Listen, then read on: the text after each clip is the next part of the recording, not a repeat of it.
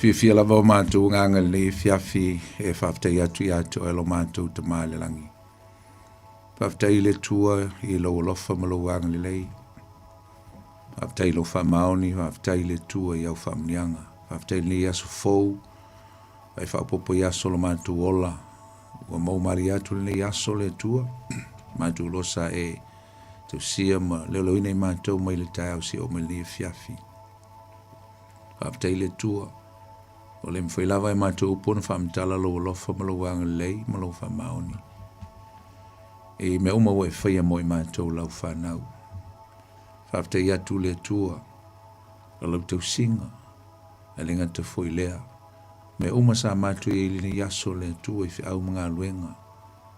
Le tua a leo mātou o lia maile nei teimi u whātaunu ina maile mātou wholaunga. Ina utaunu maile fiafire nei aso le tua o mātou. O mai le pongsa o mātou mai fo i le tua. E mātou te whātauruina mātou fōwhanga pe o na masani ai. O le mātou Paul Klame wa sili fia tama.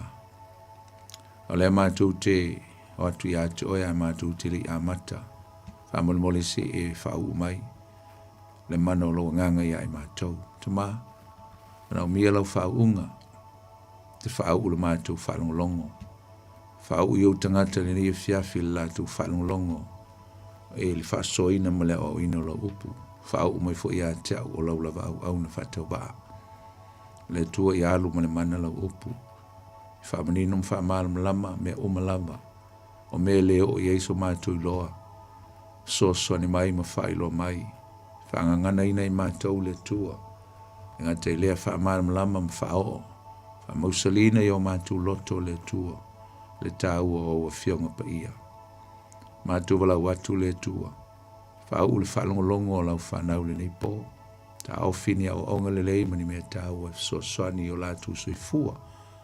Ma o mātou o langa whalenganga. A umafo ngā luenga.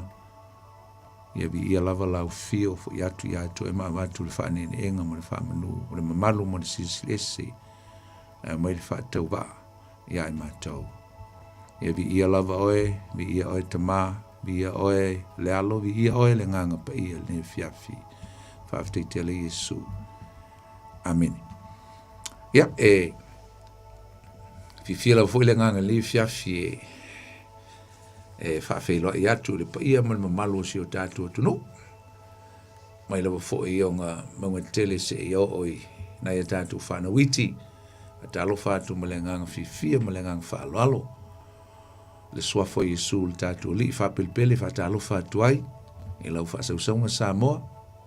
A talo whātu i le nei whaia fiafi i lau whaingaluenga le tua.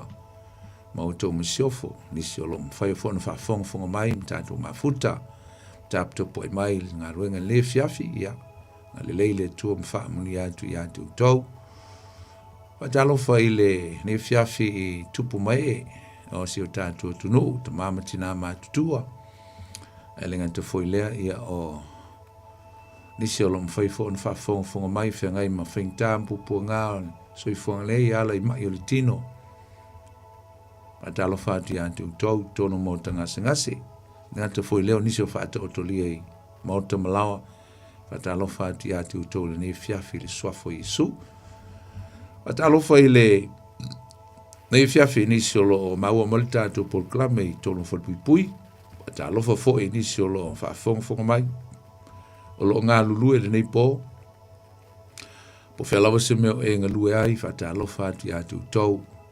Ia, e whastemi whai o tiu te mwhaiva. E le file mō ma le saunga le mō le tua te te i atu lo tātou ola. I o tātou ainga le fiafi. E avi ia pēr le tua. Ia, whata alofa fo e le nei fiafi i le ia le sasi o si o tātua tunu Samoa o ta apema. No nofo mau i tu e fio le nei kelope o lo tātua iai. Wata alofa atu i atu tau umalava. O lo whaafonga mai po whese tunu. Ia bese fo i si o tātua tunu pele o Samoa. Fo i eni si o mafuta mai Samoa. Wata alofa atu malenganga fifia i atu tau nei fiafi swafo Yesu.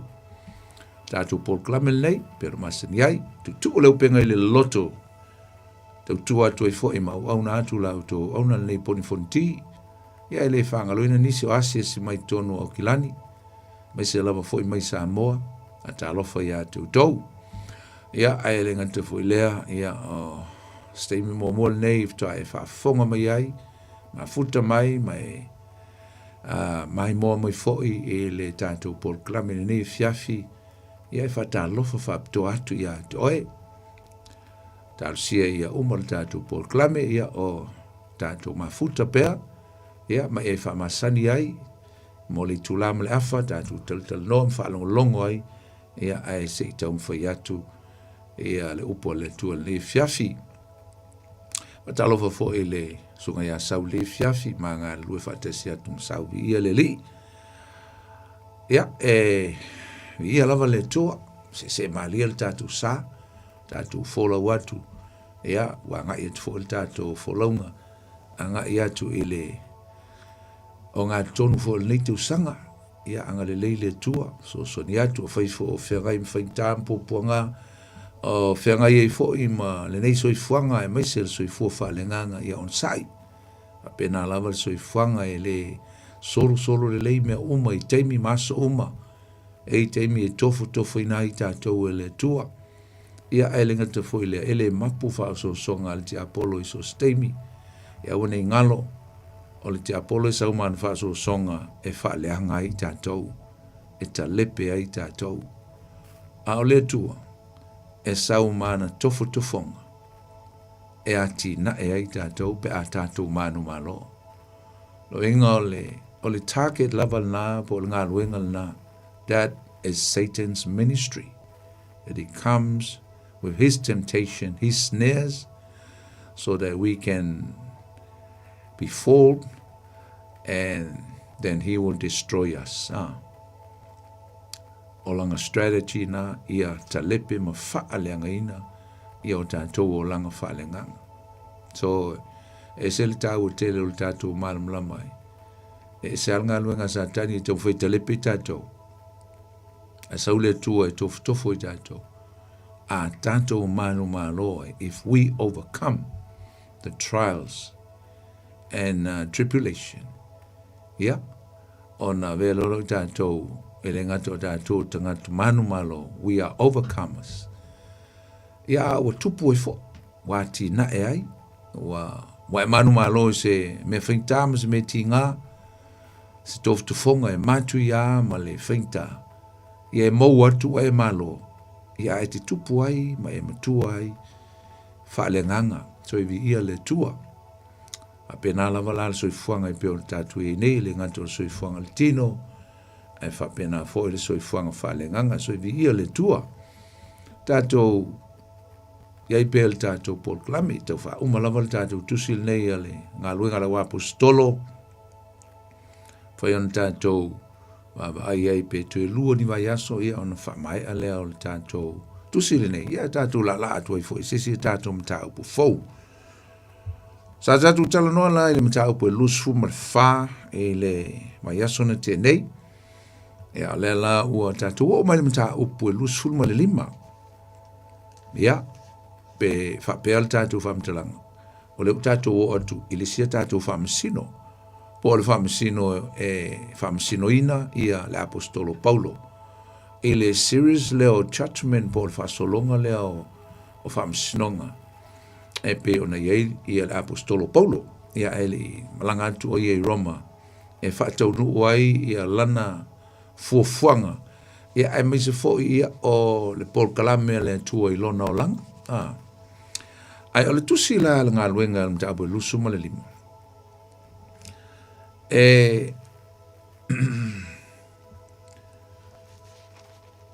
mwhain tātou toi wawa aianga i le whaai unga o le tātou mta upo lusu mal wha. Tau li fwoi lai uma mal mta upo lusu mal wha le sa tātou tala noina. O lefto a uma tua le case o Paulo na whai luma o Filiki. Po le kovana lea sa ia i Uteia i ama Samaria. O le kovana o le tangata mawalunga lea o le ofisa Roma, po le tangata e ngā lue mo le malo Roma. Mantua lai whaai ul tātou wason te nei, o lai nofo wawa aia, wa tūri ele whaasalanga o Paulo, ai sale ilo e Paulo po le ale umi. a o lea e ta ua matusia I no o le lua tausanga le umi tele o le teimi na le whaia lo ia ai ma whaangai oi fuafuanga le lilo filiki a whaina manatu e ave Roma Paulo e whaawau e lona case o te taunu whaangai ngoi a uange e delaying e te tonu o Kaisareia e le nofo ai o le apostolo wa umi tele nei lua tausanga ai o le mea lana tupu pe on tātou vavai e le whai unga lava, e me se foi la matanga le mata upu lea lo suma le limo le a tātou vavai e le fiafine. E sa tau mawhai lava ia tai o iutaia, le au sanitarini. Ina ia whaawawina pēr le case po o le whaamisnonga, le molianga lea na lātou moli ai Paulo. A o lato manatu ia sui le whamsino o ni to e whai e filiki langa o le ua le whai e filiki le mea na mata na lato mana na o iai a o tauna sui le whamsino ia na loto foi la iai le kovana pe on tātou vava iai le whai unga o le mita upu le mai asonte nei na loto iai ia le kovana o filiki ia ma o le tala pe a tātou whaasolo tu e luma. Na sui e lola le kovana. E le lile o feso o le kovana na sui a filiki le tu malo leo iuteia. Ai si tātou o tu e luma le titi atu. Ona wha amaramlama leo le mea no i a filiki. Ia ma le sui a i o lona tu langa wha kovana. Ia ma vea i loa le lile o penitito feso. O le si foi tangata Roma. A vea ilo o ia makovana e suia ia filiki. A se tātou tu e tepa lava i le tau mawhainga lea tangata tai uteia i se mea e te tau ona whaawa wina e whaia pele case ma le su enga po le whaamisnonga o Paulo. Lea lava e tau mawhai e tangata nei uteia o le visili. O lea lava se mea sana nau i e tangata nei. Lau Santerini ma tai uma yu tai e whaia ia Paulo. La se mea sa lato tau mawhai ai. La se mea sa lato tau mawhai in ia o ia Paulo. O le mea nei sa lato tau mawhai ai. Sa lato tau mawhai ina ia au mai uma a lato toef, a mai uma a lato tua inga nei. Toe whaia sisi case. La lava i eilo lato nau ta inga le mea nei. Ia whaasalaina Paulo i se whaasalanga mamafa. Whaasalaina Paulo i se whaasalanga mamafa a. Lea sa tau mawhai ai le maa losi atu o toa, e sa ili ai se awala o le whaamisnonga Roma. Whaamisnonga lea i lalo le pulenga Roma. E mamoli atu ei mtu e watu ei ala atu tua inga pe pelo ia male whatupu sala. E le moni ina ia whaasalaina Paulo i le oti. O le whaasalanga mamafa lea o lea e tau mwhai ai e le uli ia. Ina ia whaasala Paulo le oti. Tau lia fwoi lea sa latu tau mwhai e tau ai mawhasi Paulo ai na la veai e le tai au Roma. E le mata upo e lusul tolu, lusul tolu. Le fwoi la lau toi tau mwhai ai. Awa o le mele le tātou te mawai ai. O malatu tau mwhaingan whai atu ia filiki. E le i whai e filiki se whai unga. O ale fisili na, pesa whai e filiki se whai unga whapena ina ia whaasalaina Paulo i se whaasalanga mamafa. E tusa malatu tua inga pepelo. E le ai. O le mele tupu, sa le ai se whaasalanga whapena na whai e filiki. Ia Paulo. Ale fisili. Ai sea le mea na le whai ai e filiki se whaasalanga mamafa. Ia Paulo. Ai sea. Ia manino ale tali e peon tātou tā ua fwoi mapai ai le vaso lente nei. Sa matua le loe filiki se mea e ono ta usalaina fua ai Paulo.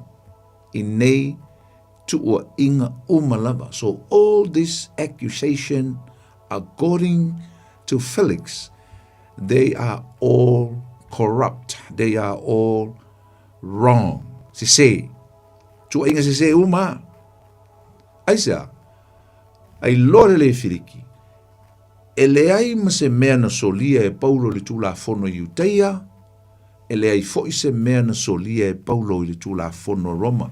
nothing. Le ai mse mea na tupu, e a whaina ai i a Paulo.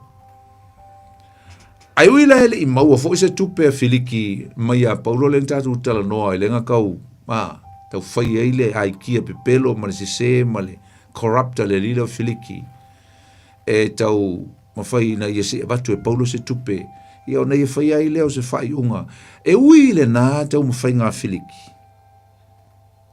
Ele i maua sana tupe a Paulo,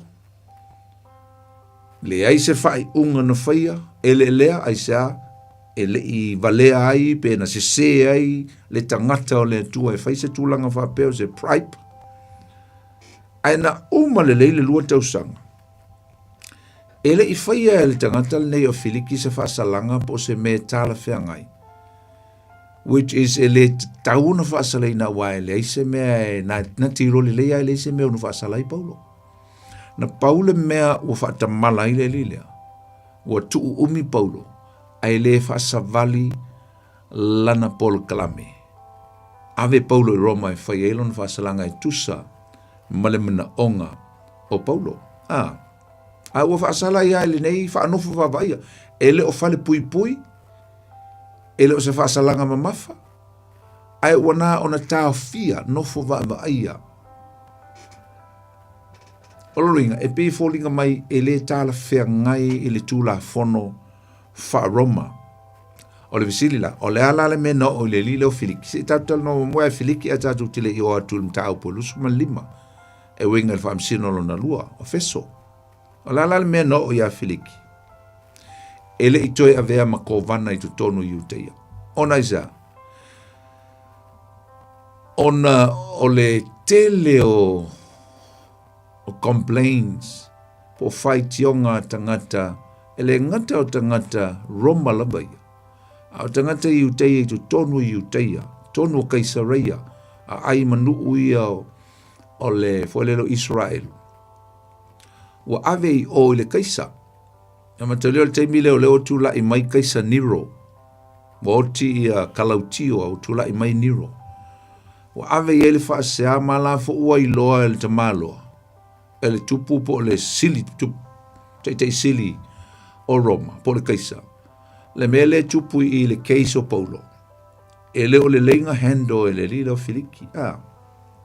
O le mafuanga la le na tofia i maave ese ai lo Filiki. Ai tofia le kova na faulea se i ona, ele ngata se i ona suitu langa ma avea o i o le kovana i tu tonu i Uteiam Samaria. Ai se i ona whaaua wina le whaamisinonga o Paulo. A le ale mena tupu i a Filiki, o fisili na.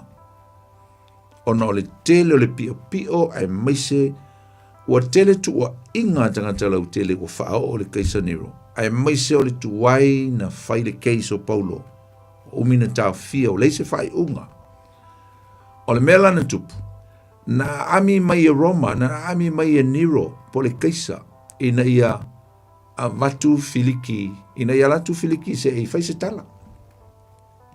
Ai ele wha mamonga whapea na tau whaisi na delay pe si na te te. He opposed. He rebelled before linga mai ua. Ele answer straight away i a Filiki ele whai mai o le ave ai e tawara na luatu. Nei u ina ave whapangu tāloa ona o le tuai lea mari te te. Sa tauna vave na lulanga o le komalo la e mga o mai o le komalo kiri, o le komalo e mawalunga. Na ave whapangu tālo leo Filiki. O le me te tau ona i Filiki. E whailo na whaasalanga, whailo na whaamisinonga. E te tau ona o ile oti. E te tau ona executor. E te tau ona o i ile oti. Ai mana tua foi o lona uso lea le teimi o i kalautio. Lona uso lea na lena mafuanga kovana. Wa le lilo Filiki ni tatu utala noa o i o stangata sa vea ma polonga. Ai na tupu e a ua matua e ma ua. Lata le lima sifulon tau sanga o fasu mo tupu te ia ua. O tofia e fai makovana. Ai ona e fai lunga o le masaninga. Na fole li lea o le repara le entatu ta o le vasolena te nei o le uso le li lea. Lea sa a vea ma fai lautusia ka lautio. po tangata sailonga. O le tangata la lea. Sa iaila na fisosoani le lavea ina o lona uso le na case lea. Wala yo na le whaao o e le oti. Ia, na toe whaasa o loto ai lea ma ola i tono Roma. Awa le to eve ma kovana. Na.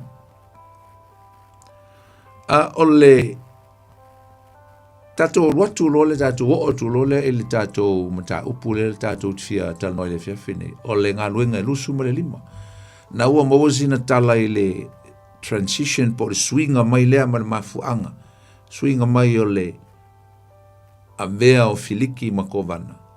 A lea la ua filifilia le tangata lea o pentito feso.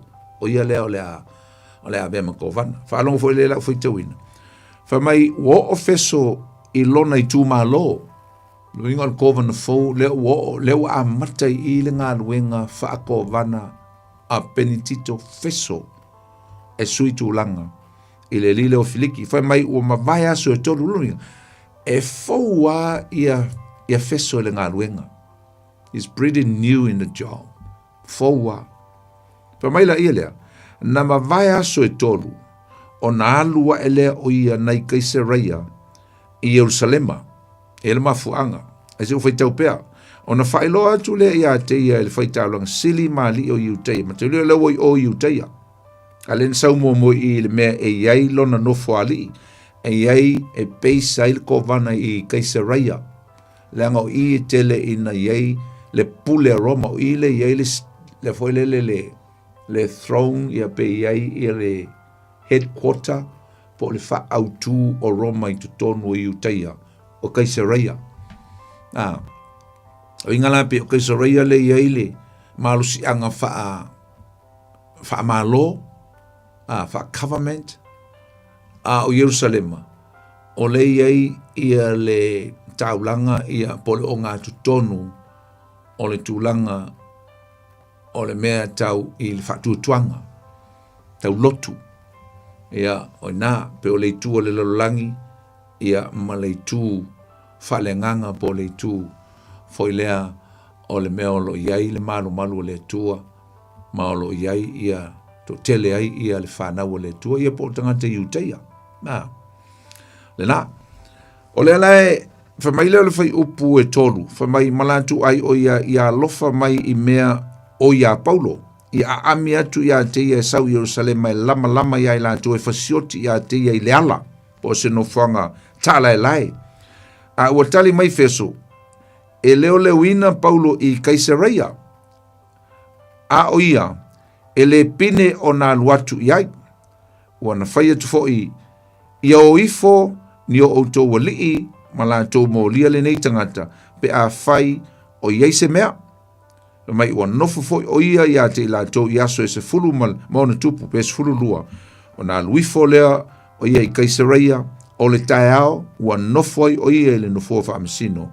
Ma whai atu ia taina mai Paulo. O le amtanga la leo tusi. Mta upo lusu ma lima le tātou tia whatau in el vaso le aso nei. Vasol nei. Whailoa il kovana fau. A new office in the office. O ai le ingoa il kovana fau o penitito feso.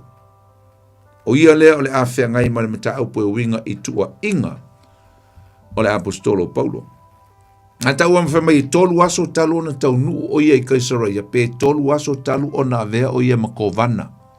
O whaau ua tu atu ei papa kovana tolu aso ai a matao na ngā lue i a feso i le whaingola na ngā luenga. Ai mai so le case le sa o le tātia i lunga laulau.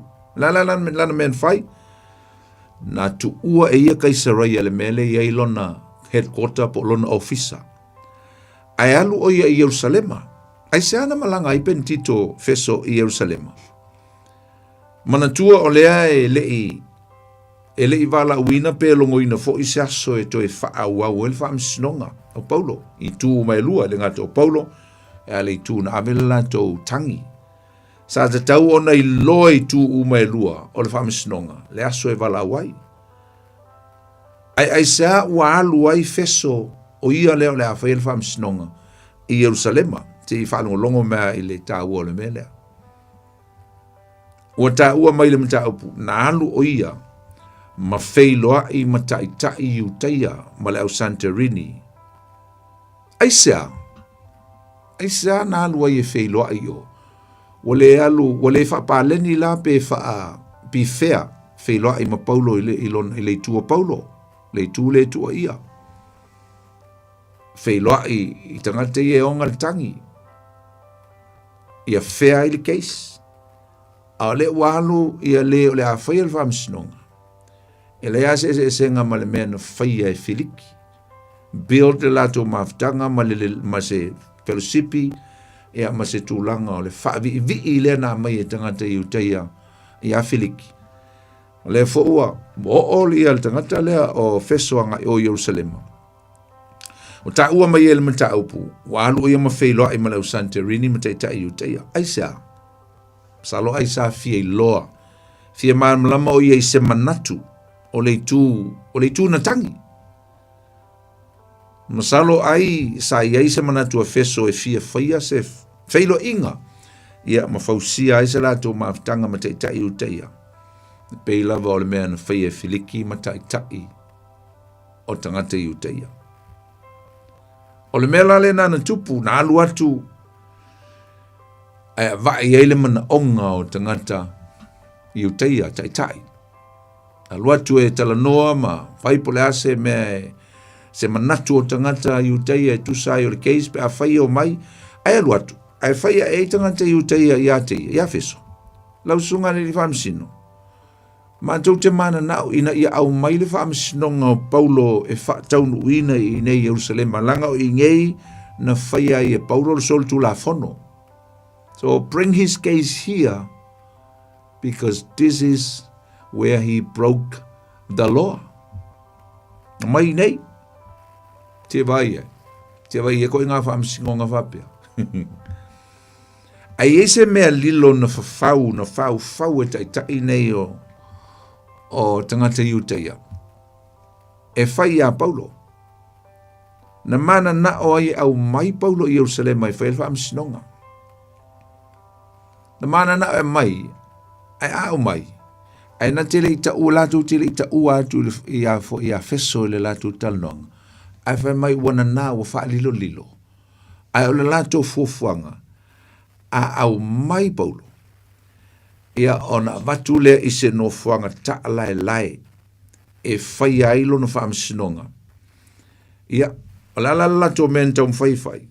Sa la tau mwhai ina ia whaao ai le oti ia Paulo. La to mele le sa tau mwhai. Sa tau mwhai ina ia whaao le oti ia Paulo. E tau ai e peo le la to mele no whai. Melana mana o ia maile keisi o Paulo i. Na avele i se taalae po o se no fuanga whaitele whai ai. A o i nā o le alatu lama i a Paulo.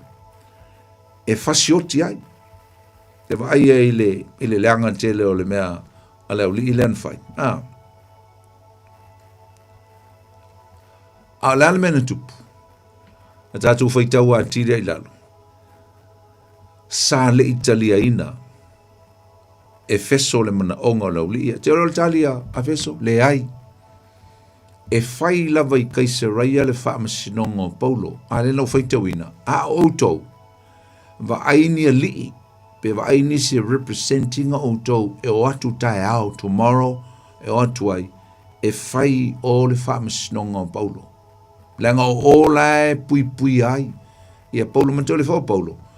O lai pui Kaiseria langa i ngala i ele paua a toa Roma, i ngala i ele lea fo i ele malu si anga a toa Roma, lai malu ai Paulo i nā, lai leo ai Paulo i nā, leo ai sea, o leo le lei Paulo i nā, mai i tangata i uteia, a wā o matua lili a tangata i uteia fasioti a Paulo. Ala whaingo fie i o mea o le tua i ai e lauli i a Paulo, o lea, o le mata upo e winga i le toe tū, o le mea na tua ina se ei Paulo wha mai ua ia whai e le malu. O tala inga Paulo ia na alu ma whai mai ua tala i awane i toe peritomeina la vea tua i matangata i uteia, matane i uteia. Whamai o ia whaatupu le vesi tangata i uteia ua lei se file mu tonu o community i utei se vai ale whaingo fio meana. A le lili e whasioti. Meana na lei ana tuu Paulo. So Caesarea was just like a fortress. A fortress to cover or protect Paul from these evil leaders. Mai tai le anga nei o tangata loloto, tangata whailoto. A o le mana e whasioti le tangata e innocent e le ai mase salai te tau ona wha salai i esto ino Paulo. Ala, nena whatu e fesu, o atu i Caesarea. Na usau o te fia tala noma o fia whelo ai a te utau. Ia, ai e se ali tau mea nga o tau whai mai. Ma na ia lali tau sa sao i o le whamasino. Al ofisili atu e, sa te tau ngā alu i o e tala noa ai. Ai longa. Wai le whape ngāi whai ngau i whamasino. O le alu se whamasino i o e kalangoa mua ai, ma ofisili e, po le asto manatu, o le ale menga. O mea uma o mea tau whamasino e whai luma o le courtroom e whai luma o le. A whongo mai eitu e lua ma wawai ai. A le lawa luatu whaalongo atu la feso, mkwa le fikau i ala le mea le whai mai ele, au li iang sau e fia tal noama, fia mafuta e. Lo whai mai, e ku Caesarea mai i e whai e. Aisa, a le tau mai e. O la latu nau te inga ave se mea ta lai lai. Si o latu whaao o ai le oti. Isi nei ato i ina, o lai nau e whai le fina ngalo le tua. Oka. Na, o mai lole i le whai upo e ono e ora se furulua. Tō whai tau ina sina vaenga. Whai upo e ono. Whai mai ua nofo foi o ia ia te ila tō yaso e se fulu ono tupu. Sulu aso na nofo ai. Whai si umi kere o ngofo e whaamsingo o le kukangi, ia. Whai mai ona alu i fole o ia i Caesarea. Lela uto e fo il whaamsino i Caesarea. O le tai au ua nofo i lo o ia le nofo whaamsino. So the very next day, he was on his judgment seat. Ia, ma whai atu i tai ia ina mai loa Paulo. Ma whai atu loa i tangata lele o lo ina Paulo. Au mai loa Paulo. O le aso nei, o le aso le case o Paulo. O nei fo i leo mai ai ia tangata mai i uteia. Ia ai tau nuu loa ma tai le anga nei, ma le auli ia. Ne o antu e tau tuai ma. Fai se au ala e oti e ia sto ino Paulo. Mai lor fai upo e fitu, wa o mai o ia. Po Paulo, ona vanga vangaia ai lea o iuteia oe na o mai i Jerusalema. Lale winga o vanga vangaia. Ia ua matua ngulu ma ua fia pai atu iai. Fia fao iai le lato fai unga lau fai o le oti. Fa sala i se fa salanga ma mafa. Ana e whai mai ai. Whai mai whai upo e fitu. Whai mai ona vanga mangai ai lea o iuteia o e na o mai Jerusalema. Whai mai ua mō lia Paulo i mea e tele ma le mamafa. Wala tō le ma whai o na wha maoni. Se le maa lia o whaupunga i e. Whai mai a. Whai mai ua le ma whai o na o la tō wha maoni. Wai le ma whai. Nala wingo ia upu. Wa mo lia Paulo, le fo uto e watu a lato accusation ia ma lako mea nga lato tua iai Paulo. Whai mai o tua inga ma mafa. O inga o wha tele atu manisi mea se manisi mea ele moni. Wha ma mafa atu ma wha popo atu isi mea ia na lato tua iai Paulo. Whai mai wa wha ma mafa lo inga o wha lai loe pi e whaisina maa e whaisinga le serious ke leo isi meringa la ukoi ku aku e maisi mea mafa. Mea e wha, make it sound serious il wha longo il wha msino. Ai whai mai, la tau tele i mawhai o na wha maoni means there was no just lei se wha maoni nei tua inga uma. Al whai upu e walu na whai mai, na ua tali e tuai Paulo e tusa maona tua inga. Ia ele o whaamtalanga mainga tua inga ma mawhai ana whamaila uli ia. Ai, na o le whai upu e walu, o maua le awa noa Paulo. E tali e tuai i nei tua inga. Nā leupo Paulo na e, whamai ua ou leanga sala lava i le tūla fono i uteia. Po o le malu, po o Kaisara. tolu mea na fa mai ei Paulo na o te le I whanong fa iso fa I tolu fa upo e wat. Wa fa tonu e ia te ia. Ua fa pe atu. Ua o lea nga sala lava I le tu la fono I uteia. Po o le malu malu. Lo inga o te le iai ma se mea na ufa ia tu e winga le peritome. Tu la fono I uteia. E le ai fo I se mea na tupu I le malu malu. I got nothing to do because I didn't do anything wrong to the temple. Le ai se mea na ufa ia. Fai mai foi Paulo. E le ai fo isa usala wa o no fo sala ai ia Kaisara. Po o le tu la fono Roma. Mama Paulo. Te sa Paulo o te mama. Fai upo iwa. Na e fai mai ai ia. E loa ina le fa au ma le fa tu au ma le corrupt o le fa masino. Fai mai fai upo iwa. A ofeso. Ua loto o ia e fa fia atu I tangata I uteia. Se vai ai. Na fai mai ai o ia Paulo. Ua fa pea mai. Wa e loto ea ina ia e alu wa e I Jerusalema ia fa masino ina ai o I nei mea I oluma. Wa vai ai. O lena fai le fa masino nenga fai feso I o Jerusalema I le au ka I le au Juteia mata Italia ma le au for the Santorini. Ele no way I will never bring Paul here to do his judgment. Ele ke le au mai Paulo nei e atu o toi o ava vai ele fa masino pipio. I luma o Italia ia na fai ia ele au mai Paulo alo fai atu. Inga o tali mai Paulo e ele confidence, ele assurance, ele mautinoa, tau tala Paulo le mesao. Ala waso mai fa masino fa mai sole Paulo.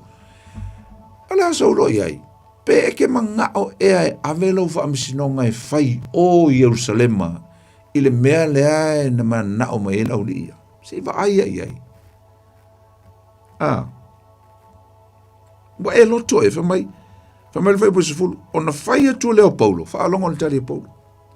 O lo tu nei ya nei I luma fa mai o lo tu nei ya nei I luma lo no fa masino Kaisara. E te tau na fa masino I nai o hau. Wa o le fai lava se mea le tonu ya Juteia. Wa e matua si le fia lava ke lo la mele o fang sa o e Paulo. Fa mai Paulo e tu sa malang tala lea. O leo te tu I le fa masino nga Kaisara le te mile. O luma fo I o Kaisara I te tau ona ave la I aila o case e fai ai. As I said before Felix, e pe ona o fai atu I le whamsino mo o Feliki, ave la o case I a Kaisara. Le fo la lau te tali Paulo, a lea o te tu I luma o le whamsino nga Kaisara, o lau susunga. O oe o le suliva ai o Kaisara, a lea o te tu I luma I. In other words, a whaila e le hando inga properly la o case I luma oe. Ave la o case I Roma I whai ai. Take my case to the Supreme Court. A ule whai ai lalo mea o le kumo I kaka pio pio. Ave I le mea ngata ai I al whamasinonga maua lunga. Hate te e tu Paulo I mea uma, ele I fefe Paulo, tau sao atu ai Paulo. O le mea te tau na whaia ia, tau malo whamasinonga, a mea o luma o Nero. I'm not scared, I'm not worried, I'm not intimidated. O ke le fefe, o ke le popole. I want to press forward a velo case e whai Roma. O le mea sa I loa I le aso, usom tō whawhini. Sa whinau Paulo, e tusa ma le mea lai loe Paulo, o au o le sikisengi Roma.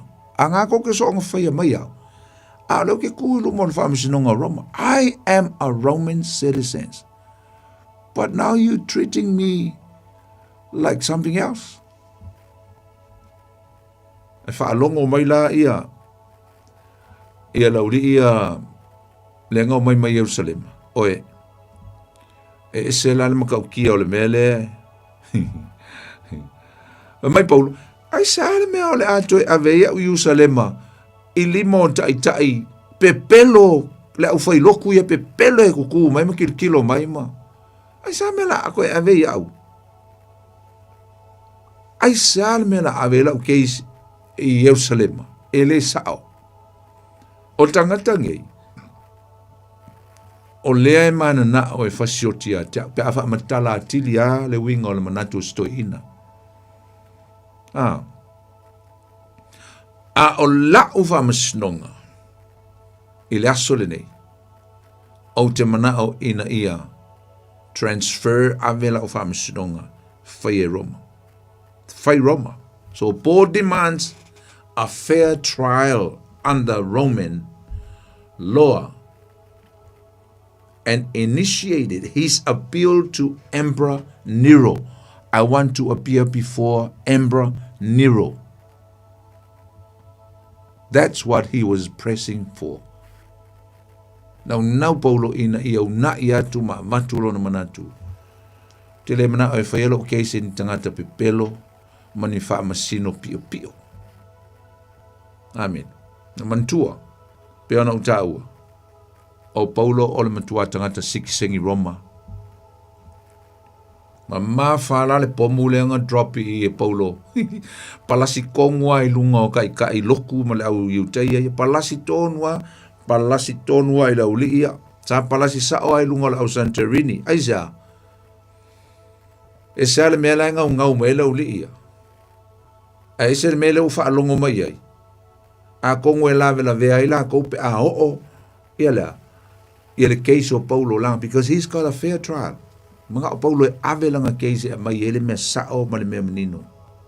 Matau tia le poto ma le ata mai o le apostolo. Na le lau palasia kua le pomo a Paulo i luma le kongo le mea fai palasia kua ka apela uli ia.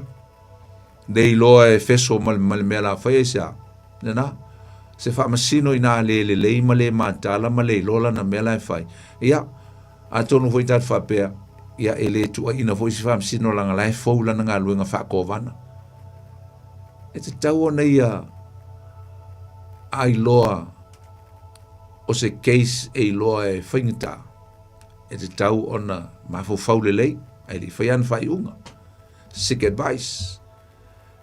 Ia msaro la lela tatu o tua ele sick advice mulu mule le lilea. Wa le mele ngā lai ngoo. I lisi foi fam singo o langa sick advice lea.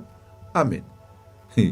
Alna na o a Paulo e ave ese mai langa case mai lalo i wha masino i lalo le district court ave sa o alanga case ave i le Supreme Court le wha masinonga e ngatai wha masinonga al maanga ia o le tala o meleng whai ua ia upo a Paulo lenga whai aku le li le wha masino ana ia whai upo se fulu na wha mai wa o le whaia lava se mea iau. Wa o le whaia lava se mea le tonu i ai uteia.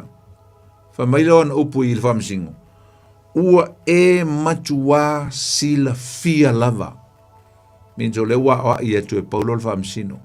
You know it well accordingly to the evidence. Paperworks, mea nganga e sau ka kia lunga laulau, ngai ke vai, e le ai ma se mea le anga na o whaia. Kere i whasio kies kangaka. Kere i kosoa se kenge. Kere i ngauia se mea. No. Na usau file e mua e maile mea lofa e ave le auso.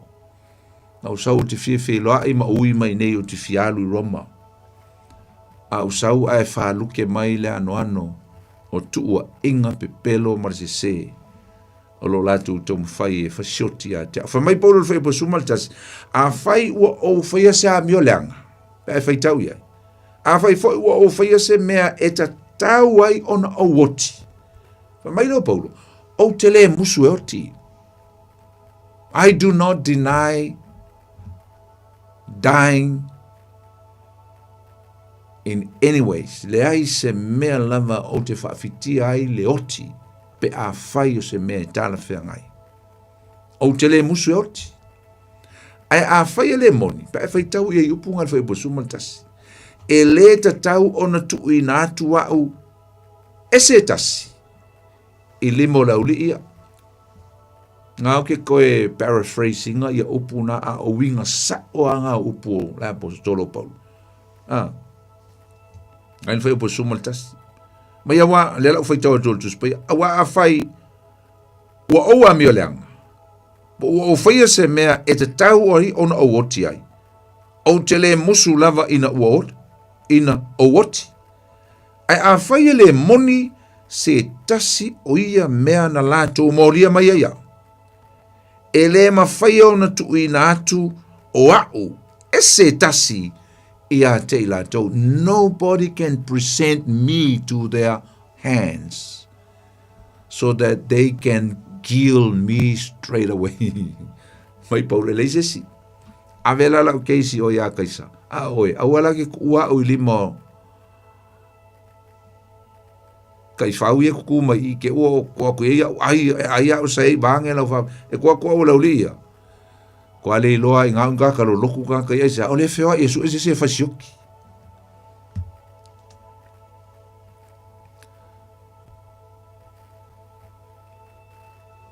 Mai la fa po sumal tasi ile e na uma no foi taua. O le fai upo sfulu ma le lua. Upo sfulu ma le tasi. Na e fai uai upo ese le maneia. Upo sfulu ma le tasi. Na mai ele mfentu ina atua u ese tasi ia te ila tau. Fa mai le fai unga le fai upo sfulu ma le tasi. O te vala au ia kaisala. I want to call upon the Kaiser. I want him to deal with my case. O te wala au ia Kaisara. Pe mai foi po suma lua. Ua fetau tala I feso mai e pule. Le o pressure al famsino. Me o fetau tala I mai e pule. O natali mai le o ia. Ua e wala au ea ia Kaisara. E te alu lava ia Kaisara. E la ua mawale unga o case. E la ua fai mai feso. Paulo, ua e wala au a ia Kaisara e fai e lau case. You will stand before the Kaiser. E ke alu lava mai tu ma fai e lo inga lau case. Uma mar case I Kaisaria. Na, tau tia. Tau lo lel fai po sumal tolu. E o lusu ma le lua. Fa mai ua mawai si aso. O na o mai ei leo le tupu o Akeripa ma Berenike I Kaisaria e Thealofani ma feso. Ma kaulia la le wongongo mai le ula lea. Akeripa. Leng tatu ta ua al vaso lente nei. Le elo na tua fafine. Le ana failo na to lua. To tolu na to lua e aluatu le li leo filiki. Le fa mesino momua. Aluatu nga oi mai, fai mana va. Lena. Le li lea. O lona tua fini. Le uo mai. E Roma e peisai le ofisa o le li lea. O yol tupu o le herota. Ai uo mai fa pitoa. No mai avele la fa manuianga. No mai avele la famnianga ma le la fa malo. Ma la fa ilole la appreciation ma congratulate ile tula I mai o le kovan fo. Pa mai wala to fal funny. It means that they met with celebration and acknowledgement of the status of governor. Le ua maua e le lile ofiso. Ngo maila e asia si mai. Ia ai o maila malana masiofo lea. E ngo ia Berenike. Na fe mai ua mawai si aso. O na o mai leo le tupu Akeripa ma Berenike I Kaisaria e Thealofani me feso. Ua tele aso no fai la ua. O na fai loa atu lea e feso I le tupu le tala ia Paulo. Le la ua tala atu e le whaamesino o feso po kovana. Le mea le tupu nei ma le keisi o Paulo lefta au matu ele 11 na mawai atu. O whape atu, ua tuu e filiki, le la ufa mai le lilea o feso, ua tuu e filiki, le tasi tangata e fusfusia. Sa au Yerusalema foi, kamai ngā ualula I Yerusalema.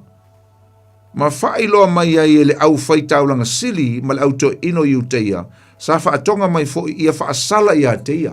Leo whaamtala le mele ntupu, mele ngalo i Jerusalema, nau iu teia, e whaasala, ai mai se alo fasioti, o le whaasala ngai o le fasioti. Ona au tali atu le ia te latou, e le o le tū le aroma, e tu watu se tasi tangata i oti, se ia whisa ngai, le ua molia mai na momoli ia teia, loinga se i whai whaamsinonga, o mai le tūtangi, ma le na molia, whai whaamsinonga, ma ia whaitalia o ia o na whaatonu mai o le mea ua molia ai o ia.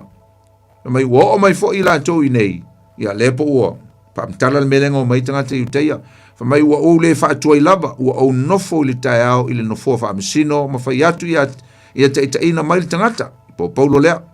Na tutu mai e na molia o ia, ua le moli mau mai e i latou se tasi o ia mea na o manatu i ai.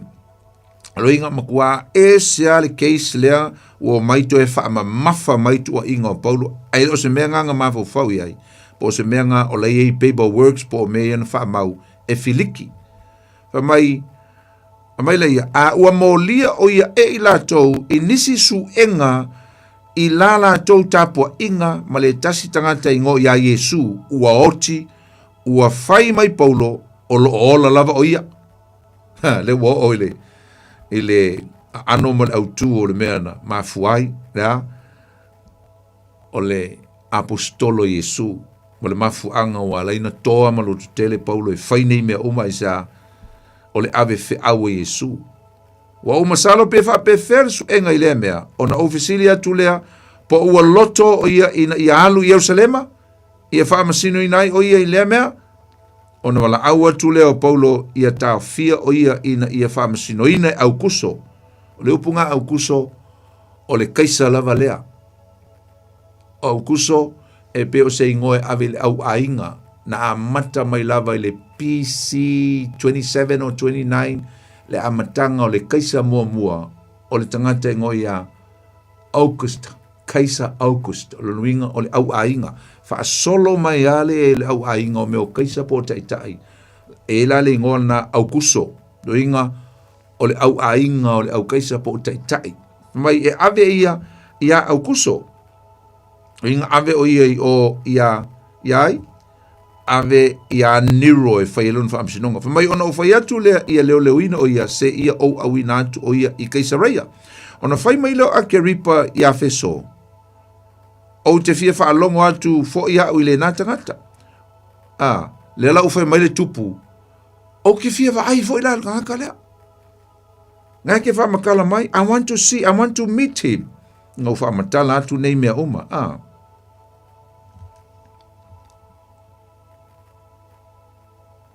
Mai lea, ua whai atu o ia, o ātai ao, e te whaafafonga i a teia. Mana onga la tupu malon masiofo, maki fia loa e voi a Paulo. Malitali e feso, tomorrow, kai ao, la tau la lua fia loa i ai, la lua va ai ai. O le lusu malitolu, mai o le tai ao foi. Wa o mai e ake ripa, ma pere nike, ma le wha lia tele. Mai mika.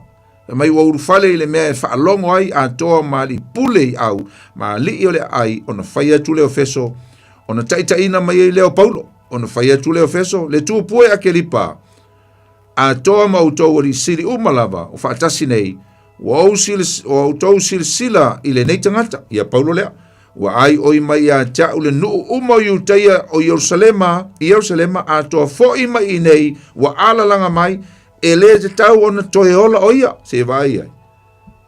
Kua au whatasir community e whasiokis ko ingo Paulo. Au o te lei loa se mea ua na whaia e te tau waile oti. Le ala au te utino feso. O val au foi e ia nei lava ia au kuso. Por kaisa. Ua au manatu ai e mamoli atu ia teia e ave i Roma. Ua le ai foi se mea ua au mautinoa ia teia e tusai e tusi atu ai i le li. O le melea, wa o tai mai ai i a teia i o autou luma, e maise oe nā le tupu a ke lipa, ina ia o maua se mea e tusi atu ai pe a uma o na whaamsinoina. O le mea tupu, O le ua manino alfa amtalai no me no faitauina. A o le ave Paulo. A le whaala lave o le mele utupu ia feso. Na te le loa po a upo le atusi. I le tusi le te tau na mamua. Langa i tau na ave le tusi ta ai mamua. O case whapea. A yese se molia. E in advance e ave ai le tusi e whailoa tuai. O lea o le a watu le pangota. Po lea o le a mamoli atu wha pangota le pangota lea. Ai e mamua wha manino i o le kaisa ma le ofisa i Roma le mea lea o le aluatu. O le mea le utupu ia feso. Kua le aiangi upu ia feso e tusi e lalo se tusi. E sanga, kere lopo la mea la kua iangi kaka. It's got nothing to write down to accuse this innocent man. Ai ma se mea. Le la fe mai o fia tusi e fia faise kusi. A o le lopo a upo le aku le kusi. Langa kaunga ave mo mon kusi Roma e wha amatala tuai le tangata le la latu. E sa, e in dropo e kua ile. E kua ili whaale ko ngunga i a feso pe ao nga whaia se mea e le se tua inga ai le moni. Se mea na tupu po se mea na whaia e Paulo. Ai si o tato wawa ai. I le li leo a ke lipa le lua. Malona masiofo. Nea whaima wa siasi mai o leo whai loa in Paulo o mana o whai tawina ia na tātou te fia wa ai i le whaletua o le li lea na lau atu. Oi, o Perenike. O le fesili. Oi Perenike. Te whai tātou tala winga le whaletua po le masiofo le tupu.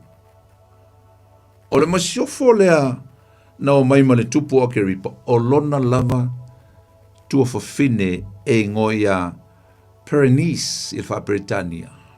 A o Perenike lea wha ingo mai e i. O le tala o le teine lea, e wha tolo na wha i poipo mua mua. A o le ino nofo wha tasi ma lona lava tua ngane le tupu, mai ua ia ina a vea ila ua o le unungali. Very evil. Sa nofo mo se alo li e leni e ngoi a makasa Juliano Alessana. Na nofo ai lea i lesi fo i ona ango alo na ango Herota Calasisi.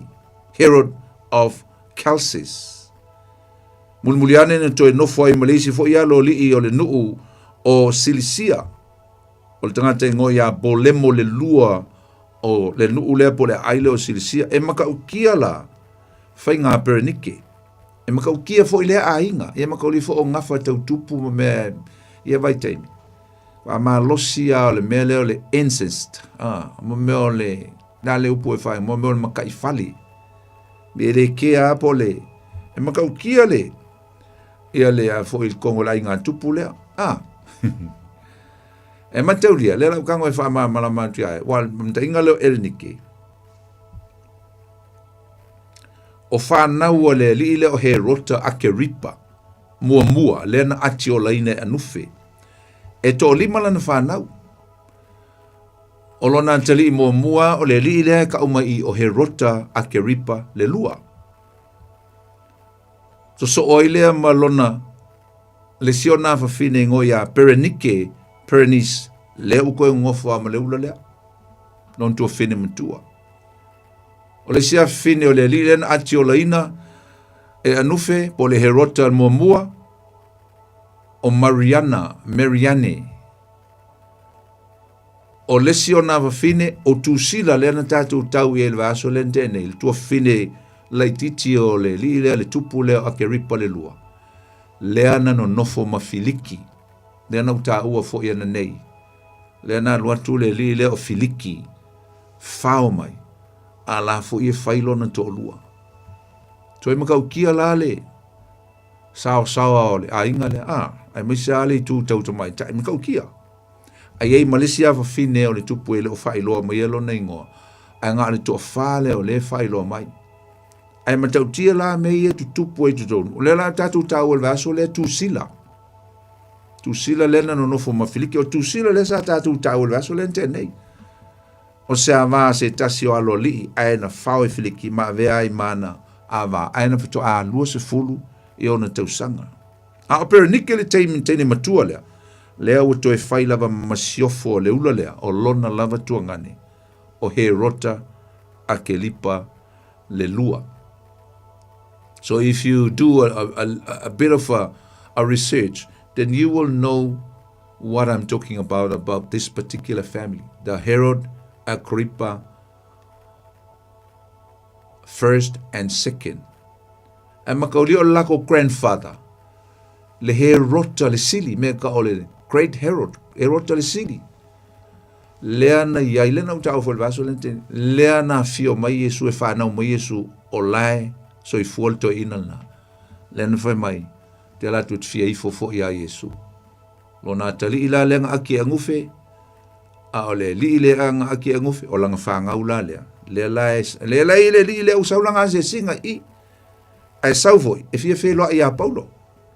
O mai e malana masiofo lea, o siona lava a inga. O siona lava toto ma siona a ano. A lela ufa matala atu Efeso. Le ufa matala atu Efeso ile tupu, malana masiofo. Ia le mea a toe winga ia Paulo, pena ufa itawina. Mata ita I utai ia, ma o lea ua tuu ai. Wa I ulikeis, o le a ave ia Paulo, whaapango ta. O le a ave ia ilumo kai sara e whailon whaamisinonga. Le nā. O mai lole I le whai upu e lua se fulu ma le lima lena o whai tauina.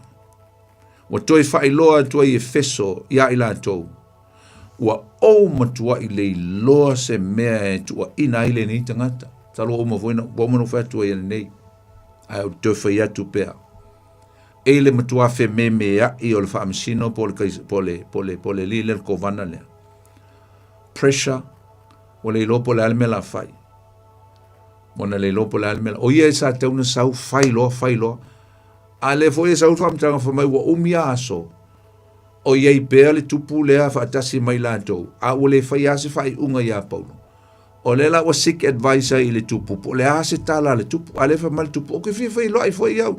Ava vaila iei ele mata upu te lofta tatu o ele vai aso le la sau nei. Fai e lole la unga Paulo lumo le lile o.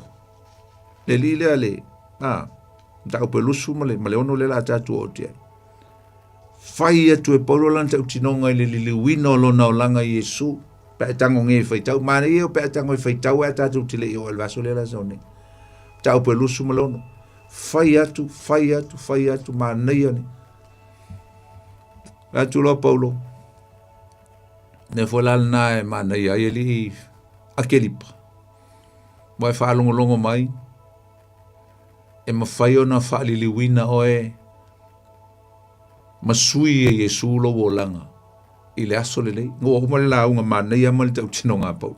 Angai ke mau al whai upo lusu ma le walu al mtau pule la so atu ai. Famal kala le lila ya Paulo. Famal fai maile o keripa ya Paulo. Soli.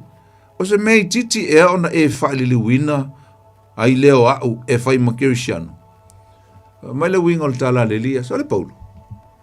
O lo manantu e mawhai sinei ata ma I taimi la I titi ana e tala noa mai ei. Ona e whaalili ua au e o kerili ua atu I lau Yesu ma vea makirisiano.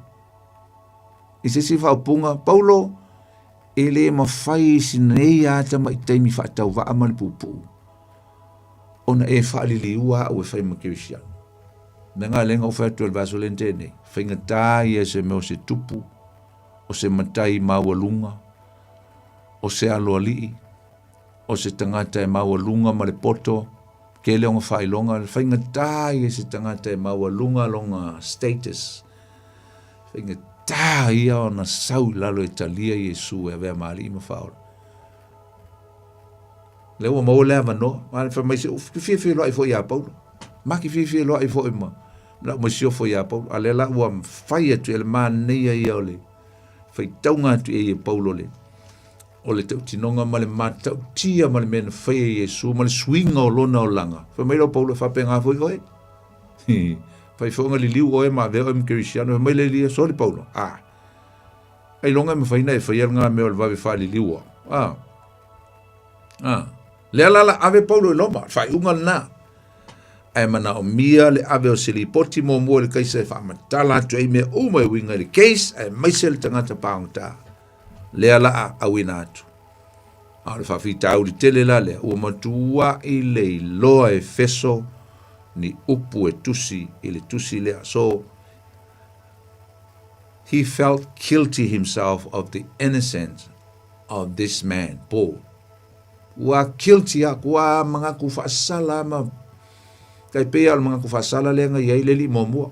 Oi, o filiki. Lai loa e le eise mea e kaufiufi umai, kaufiufi me Paulo. O Paulo fo ele ka kaunga avelo nga keisi Roma tau fa mangalo ja le ai se mea ai e ono sala el nei tangata. Ai fa mal fa upo lusu mal fitu. Awa o lo umanatu fa mulmulia upu ya Paulo. Ele te tau ona momolia o se tangata fusfusia. Po se pangota. Ai le fa ilo atu soli ngatu la fono molia i oia. O tala ia le lile o feso. Mai le manatu o feso i il fa mulmuli. Awa o lo manatu. Ele te tau na mamoli atu Paulo e ave Roma o se tangata fusfusia. Se fa apunga o se tangata pangota. Ai le i fa ilo atu ana soli tu la fono ua molia ai oia. Ngau kango foi la paraphrase fa apunga ia. A lela o foi tau atua upu sa o ai il foi po lusu malfitu. Fa mal lusu malfitu. Awa o lo manatu. Ele tusa ona mamoli atu o se tangata o fusifusia. Ia po se paunta. Ai le failo atu. Se si fa apunga ai le failo ina mo atu le kaisa. O mea ua ta ua ia teia. Se si fa apunga i mea ua molia ai oia ia na soltu la fono. Wale loa e feso polal me la tus. Aisa. Le ai mase mea e fa maonia. Le corrupt o le corruption le tonu le sao le ami o tonu o le whainga o nei mea uma ma wha masnonga ma whai unga ma mea te tauna whai. As I said before, Paul should be released straight away because he is innocent. Kua ma lama le apostolo. Ai ma se mea. Ale leo lela foi tau atu pea le mata upu le lusu maleono te loe uma ne lusu maleono wa o le tele o le mata upu le lusu maleono o le tali atu a Paulo e tusa male fie whaalongolongo o le tupu lea ngau mai malanga masiofo lea whaalongo la lela foi tau atua ona fai mai leo ake lipa ia Paulo tau pulusu maleono lea fai talia oe ona e whaatonu mai ia atu oe nesesi ia sau no malo pule oe po le ale amata pule oe ilau whamtalanga e fai mai mai ona falo loa tule Paulo lona lima mai Paulo I'm ready I'm gonna speak now fa tonuina to ia fa mai le lua le tu pue akeripa o te manatu o te manuia ina o u fa tonuina atu ia unei i yo luma ile nei aso ile mea uma ua molia ia u euteia ai maisi we si le fia i tu masu enga uma lava o loo ia euteia o le mea lea o te ai o ia tua ia toe ia e whaafafonga mai ia te au male on sai o i loa euteia umala wa mio sa whaia talu ina o uititi i loo lava nuu o Yerusalema talu le amtanga wala tu loa fo ia nei talu mai ana mua a whaia fia mo le mau mai ila tau o le tu a inga e matua whainga tā o lala tu tapo inga sa o iai iau o le Phariseo. Mai Paul, I was there. I am one of them. I'm a Pharisees. Ta o tausil tu la fono sa o wola ai. Mai whai po ono.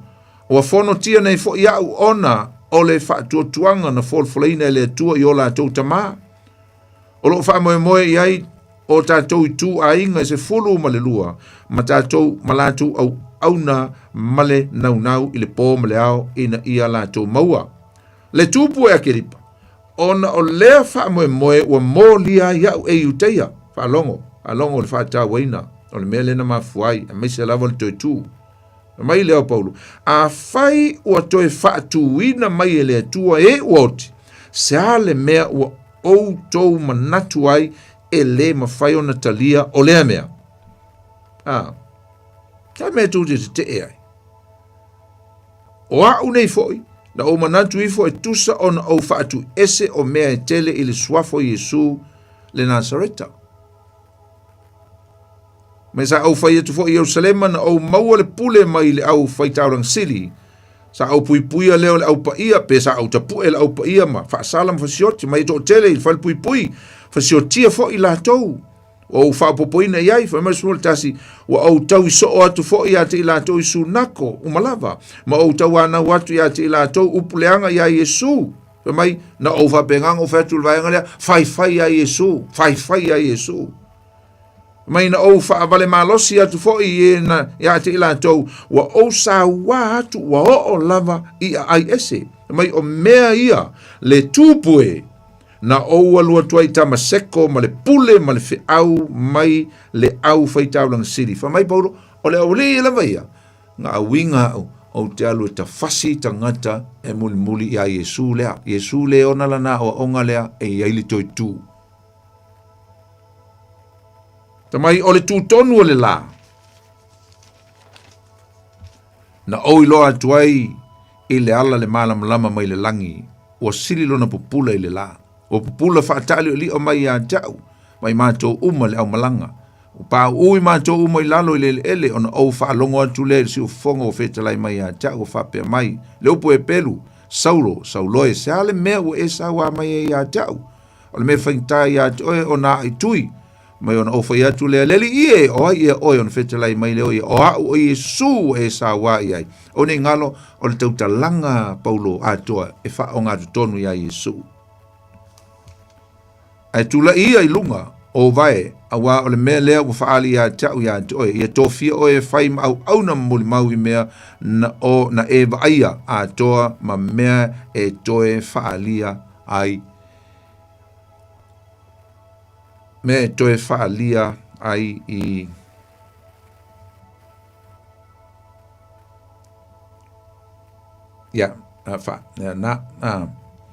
o mele la kepi menga i lalo langa o le tau tinonga msalo leng tato tau mai ele mtau puiva le tau tinonga lava lea Paulo sawa i lalo e le fai upo lusu mal toru pa mai leo le fai upo lusu mal fa ua faa peo na faa tonuina atu o ia ua fai mai ei feso le uko e o le le faa mtalanga i lauli ia le faa msino ia ma le tupu ma leo tele Paulo whatever lea, wa whalongo e umar tau talanga po lea whamairira o feso mau whongo mai Paulo, whatever lea. A watali atu o ia, leli i feso o te lewa lea, a o te tautala atu i upu moni ma le whau tauta, a wa o lo sile fia le tupu, le sile fia mai, le sile fia a ke lipa nei mea o te tautala ai, whamalosi atu ai, a wa oi lo le lei ua le lilo se tasi mea o ia mea ia teia. Awana le faya fale lilo le na mea. Mai lo Paulo le tupu ke lipa.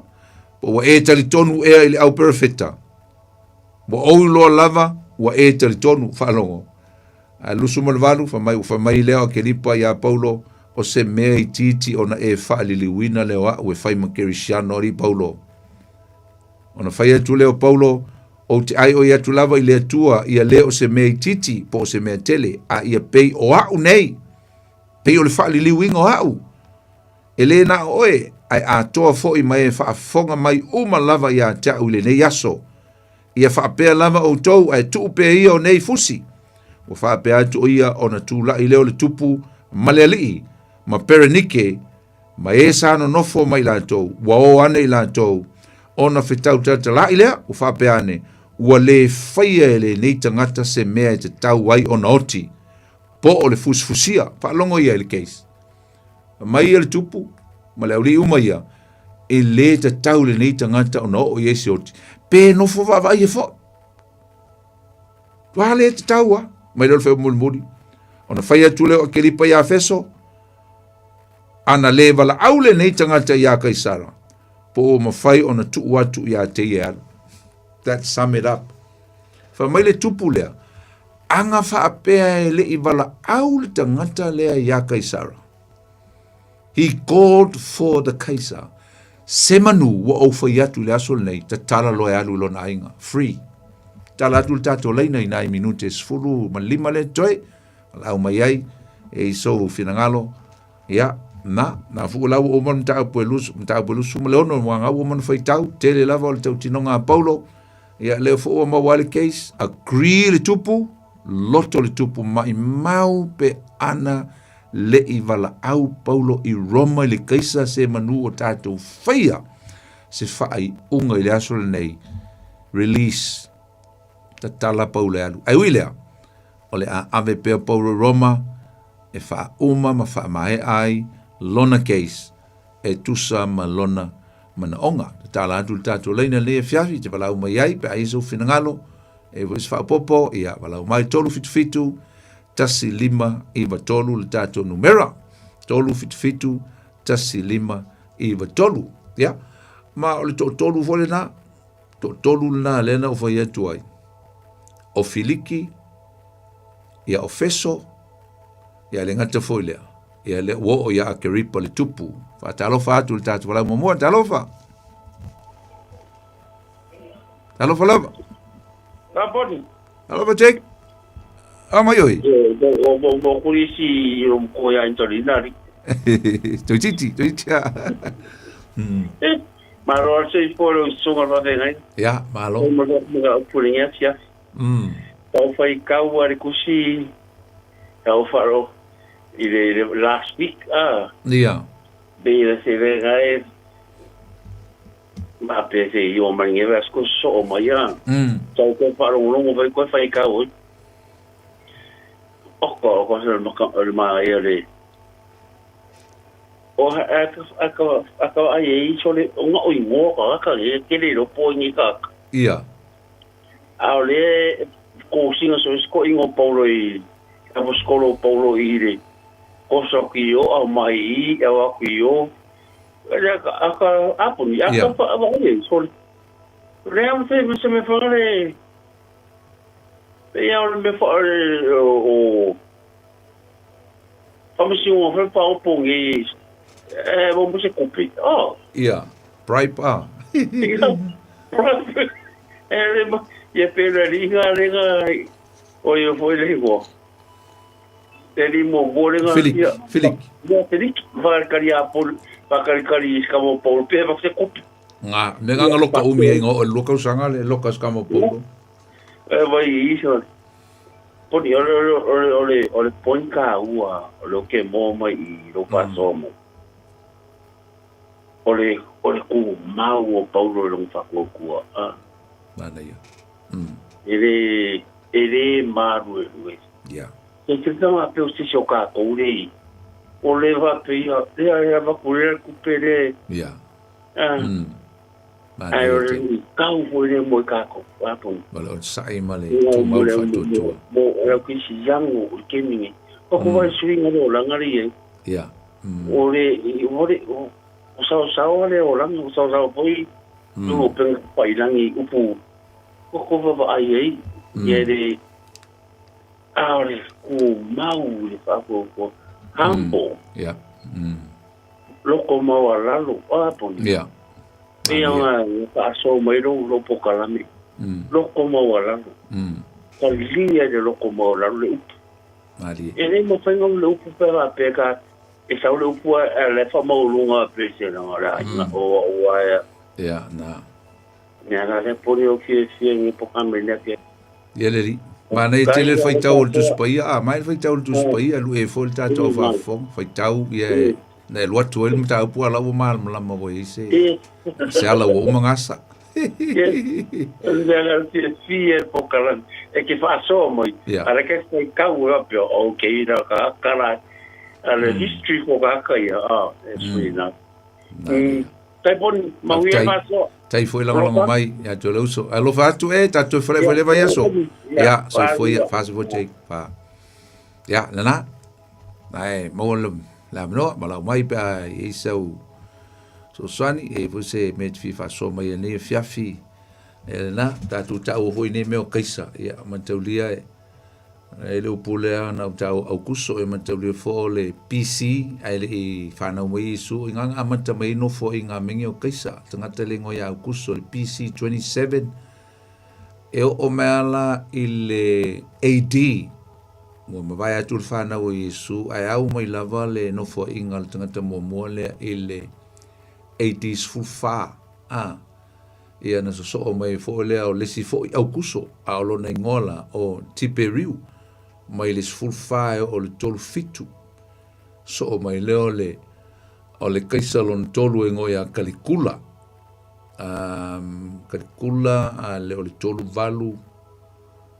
valu anga le fatasi na so mai lo le tangata leng tatu ta uana nei mal vaso lentene o le tangata ngoia kalautio le ana ia ile fo ile fa polkiki ia po le pio whainga tūlanga na la iona maua le leo filiki le tūlanga o le kovana. O kalautio lana tūla e mai le whatasi a ngā i le lima lo taiminga o le leo kalautio. Ai so o mai lola le ula lea o Niro la le lima whae o le ono vadu. O se tangata sili la leo na whale tonunga. O Niro la lea o le a ave iai Paulo e fai ai i alona whaamisnonga. O le vaso la le lasau nei, i le matau pe lusu mal fitu. Te loa le matau pulna ma nei ai o lo whaitau i ai. O le matau pulna o le aoso lo la Paulo le va. Whatasi e meisi pango tae tu teli. Wa meisi e lua se lau, wa meisi lalo ma lua se lau le a whao pango tae na ave whatasi ma Paulo. Ae na alu e ma Paulo le malanga le o pango tae Pangtale ave whaola tu whaamasnonga luinga o serious cases ia po ni whaamasnonga e le whaingofie. A lewa ave masineito ina la apostolo Paulo. E ave ai i pangta nei wa ave le va. E ki liva lai ave i oi Roma. Ia e awa wa i ai e whaasolo e whaiola tu whaamasnonga. Le lavala o le ave ai ia Paulo. Tau lia fola le tangata ne o Niro o le tangata tuatele lavala a mio leanga o le tangata lea sa ia fasiotia Paulo, fasiotia Peteru, sa ia fasiotia le tele o Kerisiano, matua i Kerisiano sunuina o le aio Roma a o ia lamana sunuina, stangata na nofo lava ia mawhasioti lon tina, na ia whasiotia le tele o tai, a meisa fo ila kalautio le ngātu tana no ai, na ia wha o ngā ina kalautio i le waina, aisa ina ia vave noti, aisa i sawai o ia, o ia malon tina, o le talana, o ia malon tina, so, his mother, poisoned this Claudius, so that he can be died, ia mai lolang kama, ia kula i mal ngakalo Niro, ia o stangata i matua leanga lava, very evil man. Ia, ole talana, ia, talo le tatu wala ule ni fiafi, ole a tatu aianga i le mele, e le mta upule no fuita wana nei, ole mana ia, ole whaamal malamaina i Paulo mea umalava, whaamanino atu ai ma whailoa atu i le tupu lea. Ma taulia o le taitai polokiki, o le taitai polokiki lea ua tala noa iai. O le tupu.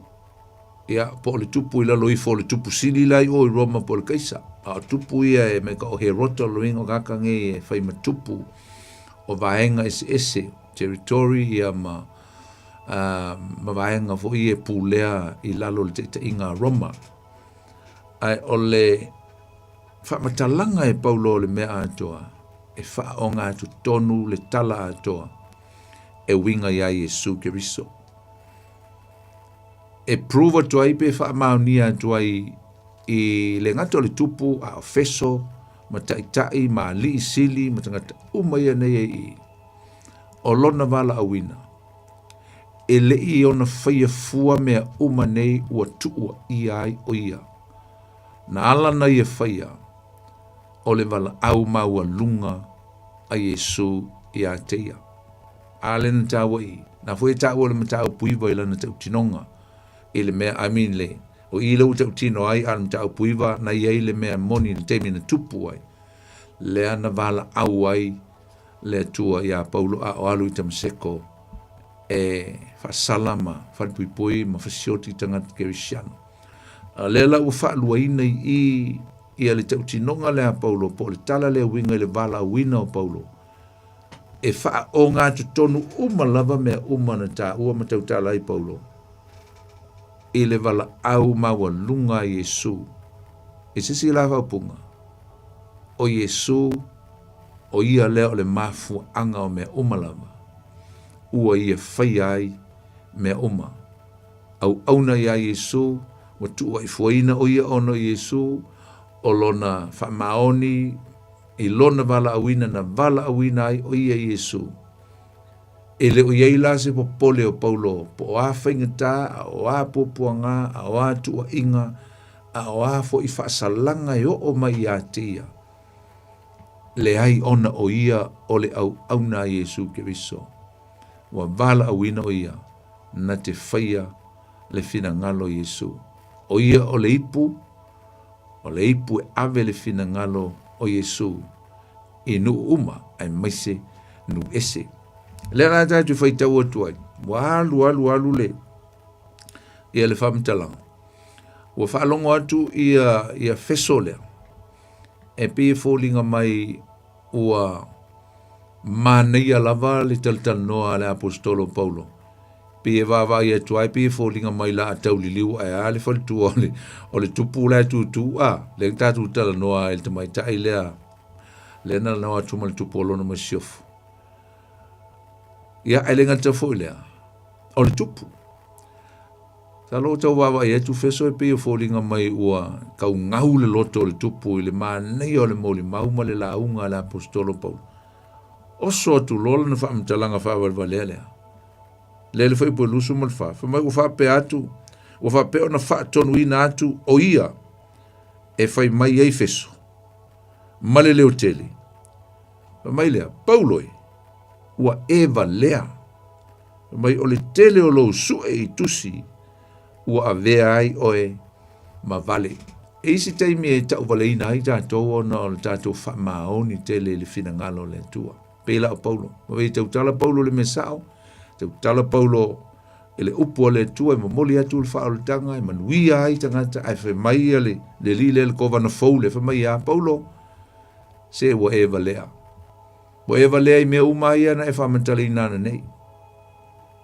ana o ua feso ua salamo fui o ia ma wha maua lalo maua lea vanoa na te talia ai le tala le leilea e whaingata o na talia e se tangata mawalunga, se tangata taualoa, po se tangata e tele sona mamalu whaale langi. Na o le teitai e loto mawalalo ma le teitai e anga malu o le teitai na te loa le mawalunga o le atua ma le whao le tanga e mana o mia tangata uma. E mawhai o na wha mawalalo ma tu inatu o ia i le ali. Whainta o na ese mai mino o sa ala whamtalanga. Whainta o na talia le tangata o lo istulanga mawalunga ia Yesu malana whaolitanga ona o le manu i lona tūlanga. Ai siri le mawalunga mana matau tia o le tūlanga e maua le tangata pe a wha maua lalo lona loto. Na tu ina atu lona soifua mo Yesu. Na tatu whai u se te talo, whaaftei tele le tua. Ia vi ia lava lo swafa mamalu. Whaaftei tele lava le fiafi lau upu. Whaaftei le tala e winga i lau au na paulo mātou whalongo ia le ne fiafi. Ma o telefoni mea o uina ai mātou. pe ona mātou talanoa ma whaalongolongo fwere nei e fiafi. E le tā ua tele o le tūmau ma le whātua. Po a whainga tā, po alu tia o le o lang nei, po a whao so songa e o mai ai mātou. Ona o lau suafa, mātou te tūmau lava i pe o paulo. Mātou te whātua lava, ma o mātou tūmau i a joe, tu salava po a me o mai ai mātou.